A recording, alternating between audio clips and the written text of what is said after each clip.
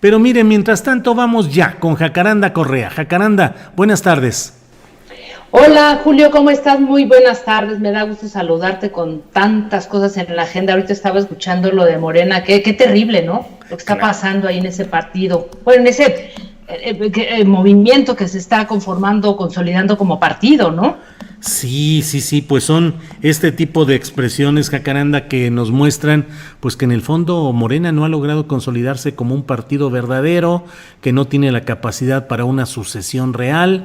Solo se eligió a Martí Batres en el fervor, en la efervescencia original. Luego solo se hizo un relevo que fue el de Andrés Manuel López Obrador y no ha vuelto a darse un proceso sucesorio. Pero bueno, hoy viste, Jacaranda, que están ahí grupos de mujeres, hoy un poco parodiando esa parte del Quijote que no se refiere a lo que la gente suele creer, la de con la iglesia hemos topado, Sancho. Así digo, pues hoy pareciera que con el feminismo ha topado Porfirio Muñoz Ledo. ¿Qué opinas, Jacaranda? Uf, pues mira, fíjate que justamente sobre eso quisiera hacer ahí algunas reflexiones porque creo que es algo de lo que tenemos que tendríamos que trascender los hechos mismos, porque creo que hay mucha información y mucho que analizar detrás de lo que está ocurriendo, digamos que en los movimientos feministas como esto que tú estás diciendo.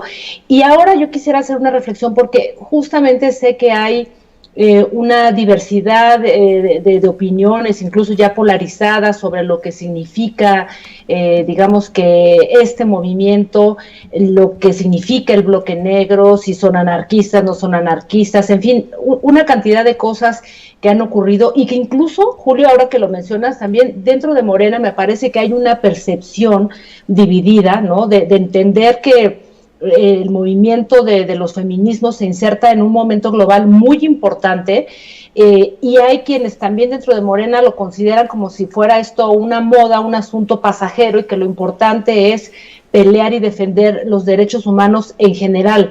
Entonces, yo comenzaría primero por reflexionar algo que me ha parecido muy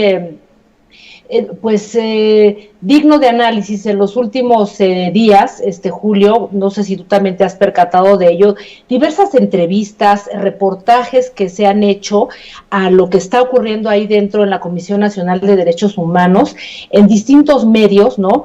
Incluyendo el diario El País, en donde se han hecho reflexiones y entrevistas a varias de las integrantes del llamado bloque negro, Ajá. sin importar la ideología política de cada medio, porque lo he visto en medios muy distintos. Y entonces me ha llamado la atención porque me pregunto, ¿por qué lo están haciendo? Dado que si vamos a la historia y lo que ocurre con los llamados bloques negros en el mundo, pues esto es inédito, digamos que en nuestro país, porque normalmente pues no es que sea una postura de conciliación, o sea, tienen condiciones y características muy importantes y muy específicas, ¿no?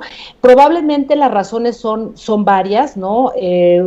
La propia división que ha habido dentro, digamos que del movimiento de los feminismos, Julio, la salida de Yesenia Zamudio hace algunas semanas acusando de amenazas y diciendo que eran amenazas de personas infiltradas, la propia conferencia de la jefa de gobierno Claudia Sheinbaum diciendo que el movimiento estaba infiltrado ahí por esta mujer vicepresidenta de una empresa acusada de fraude fiscal. Y bueno, todo esto ha provocado, digamos que una serie de cuestionamientos, incluso de mujeres muy respetadas y muy queridas, en donde dicen que la violencia no tiene que ser un arma política importante. Así es que yo comenzaría por esa pregunta, si la violencia es un arma política para alcanzar los fines deseados en el movimiento feminista, y entonces, más allá de decir sí o no, yo creo que hay que ir a la historia de este movimiento, de lo que significa, porque ya hay varios estudiosos, me he dado a la tarea de estar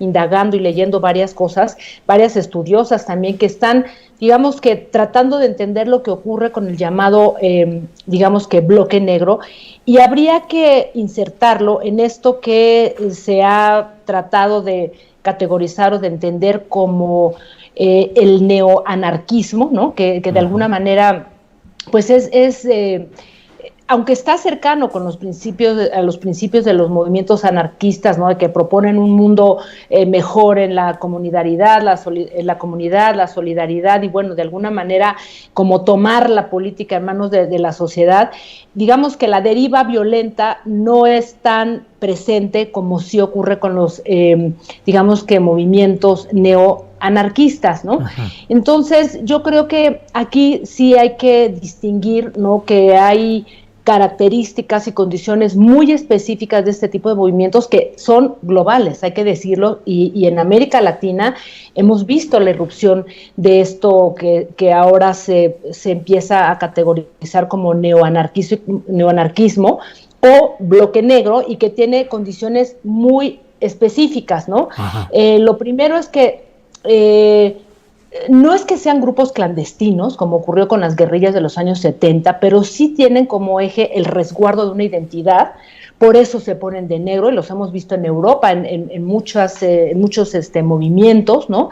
Y están encapuchados con una perspectiva totalmente insurreccional. Sí. De ahí todo esto que se ha llamado digamos que el ejercicio de las acciones directas, ¿no? En los movimientos feministas, y se encapuchan pues con la intención de no ser detectados, ¿no? Dado todo esto que hacen a nivel de las insurrecciones, y aspiran, ¿no? A terminar con lo que han llamado la civilización del capitalismo, y lo hacen mediante acciones violentas, ¿no? Muy espectaculares. Por eso hemos visto tanto a mujeres como hombres, digo, ahora las mujeres feministas se han incorporado a toda esa corriente de destruir, digamos, que todo lo que son los símbolos del capital, del capitalismo. Hemos visto petardos en Starbucks, en bancos, ¿no? Y quizá por eso podríamos entender lo que ocurrió en una de las manifestaciones, cuando las chicas, al momento de enfrentarse con las mujeres policías, les decían, es que no vamos contra ti, sino con lo que representas, ¿no? Claro. Entonces, digamos, más allá de calificar, probablemente habría que entender esto que está ocurriendo. Y en México, lo que ahora se está como perfilando, entendiendo, es que hay como dos bloques o dos grupos negros de neoanarquismo, ¿no? Según una investigación muy interesante que también hace Carlos Illades, investigador de la UAM, de la Universidad Autónoma Metropolitana, quien dice que hay grupos que son muchos masculinos que están vinculados a todos estos movimientos antifascistas, pero lo que vemos en México y con mucha fuerza, y ahí se inserta todo este movimiento feminista, es esta ala radical, ¿no? Que se ha vinculado con grupos ecologistas, ¿no? Toda una crítica a lo que llama la civilización tecnológica, grupos que defienden el derecho a la naturaleza, la igualdad, y bueno, pues ahí todas sus reivindicaciones, habría que decirlas, son absolutamente, pues llamémosle modernas, Julio, de ahí de la tentación de decir, pues es que tienen razón, o sea, van contra todo lo que representa este capitalismo voraz que a todos nos ha convertido en seres consumidores absurdos, ¿no? Y justamente lo que hacen estos movimientos neoanarquistas, en donde se inscribe una parte del movimiento feminista, pues es un grito, digamos que desesperado a la desigualdad, ¿no? Y todo lo que está ocurriendo en América Latina. Sí. Y finalmente, Julio, decir algo que me parece muy interesante al momento de estar investigando. Sí. Encontré por ahí un documento que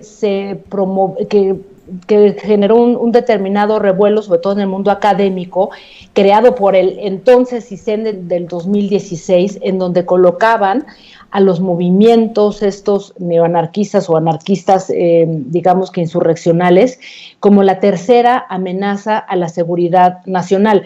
Y en primer lugar estaba el narcotráfico, en segundo lugar los movimientos sociales, y en tercer lugar estos movimientos neoanarquistas que de alguna manera, se decía en este documento, superan o más bien trascienden toda esta tipología, todo esto que entendimos como las guerrillas de los años 70, ¿no? Probablemente de ahí toda esta confrontación con las autoridades y con todos estos cuerpos policíacos, ¿no? Por todo lo que representan. Entonces, pues quería traer esto aquí a la mesa, Julio, porque creo que hay que entender probablemente esto que está ocurriendo con una parte del movimiento feminista en una dimensión más histórica y mucho más global, Julio. Pues qué bueno, Jacaranda Correa, que nos permites asomarnos a los fundamentos de todo esto, porque con mucha frecuencia vemos las expresiones de violencia y desde luego que si no se tiene pleno conocimiento de esto se supone que no hay ni una doctrina ni un pensamiento político detrás, y al contrario, hay un rechazo violento y extremo a instituciones, a partidos, a la izquierda y a la derecha tradicionales, de tal manera que expresiones de estos grupos feministas suelen ser adjudicadas a maniobras de grupos de poder contra otros, cuando en realidad es otra la esencia de estos movimientos, Jacaranda. Uh-huh. Exactamente, Julio. Yo creo que eso también hay que dejarlo claro, porque siempre, pues tú lo ves, ¿no? Después de una manifestación la gente se pregunta, ¿quién está detrás de estos anarquistas? Y entonces, pues más bien habría que entenderlo en otra dimensión y saber que esto está ocurriendo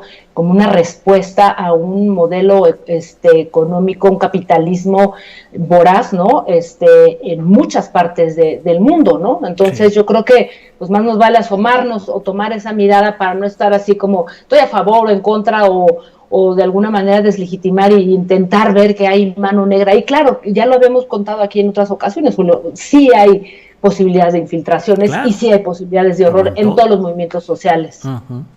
Jacaranda, pues como siempre, muchas gracias por esta oportunidad de asomarnos a esos terrenos a los que luego no tenemos el acceso adecuado, y siempre nos ayuda que con tu lamparita de la inteligencia nos guíes por esos caminitos, Jacaranda.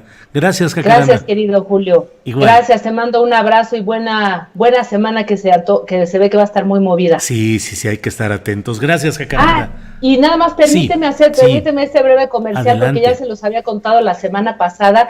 Este jueves en Debate 22 tenemos un programa que yo la verdad disfruté muchísimo al leer el libro que ya les había compartido aquí, el de John Lee Anderson. Claro. Entonces, pues vamos a hablar con John Lee Anderson de esto que reflexionamos hace algunas semanas. ¿Qué vamos a aprender en México del fracaso y de los logros de las izquierdas en América Latina? Jueves 8 de la noche, Canal 22. 9 de la noche. 9 de la noche, jueves 9 de la noche, 22. Canal 22 con Jacaranda Correa. Jacaranda, pues muchas gracias y veremos el programa.